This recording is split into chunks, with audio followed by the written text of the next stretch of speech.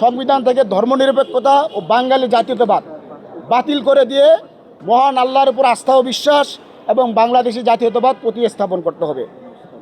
আর হচ্ছে আপনার জুলাই সনদের যে অংশগুলোর উপরে বিএনপি জামাত সহ সকল রাজনৈতিক দল ঐক্যমত ছিল সেগুলো বাস্তবায়ন করতে হবে।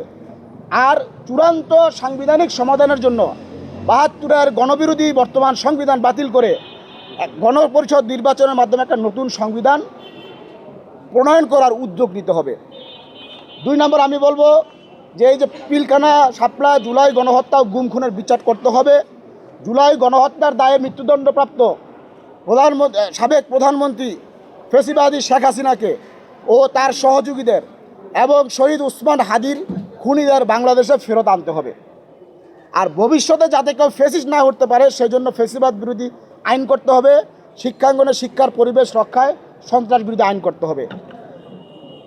সর্বশেষ তারপর আমি বলবো যে গুম খুন বিচার বহির্ভূত হত্যাকাণ্ডের বিরুদ্ধে বাতিল হওয়া যে অধ্যাদেশ রয়েছে সে অধ্যাদেশটাকে আরও সংস্কার করে কঠোর আইন হিসাবে সংসদে পাশ করতে হবে। পুলিশ, সেনাবাহিনী, বিচার বিভাগ ও জনপ্রশাসনের সংস্কারে বিপ্লবের সময়ের উপযোগী নতুন আইন প্রণয়ন করতে হবে। তৃতীয়, অর্থনৈতিক সমাধান হিসেবে বলবো অর্থনৈতিক মন্দা মোকাবেলায় তৎপরতা শুরু করতে হবে। ব্যাংক লুটেরাদের বিচার এস আলম সহকারে ব্যাংক লুটেরাদের বিচার করতে হবে। পাচার হওয়া অর্থ ফেরত আনতে হবে এবং কর্মসংস্থান সৃষ্টি করতে হবে।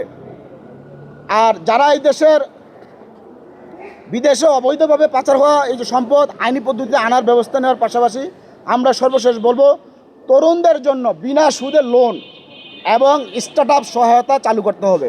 অর্থাৎ কোনো তরুণ যদি স্টার্ট দেয়, নতুন ব্যবসা দেয়, তাকে সরকারিভাবে অফিস দিতে হবে, মূলধন দিতে হবে এবং আপনার যেই ধরনের লাইসেন্স প্রয়োজন আছে সেই সব লাইসেন্স বিনামূল্যে প্রদান করতে হবে।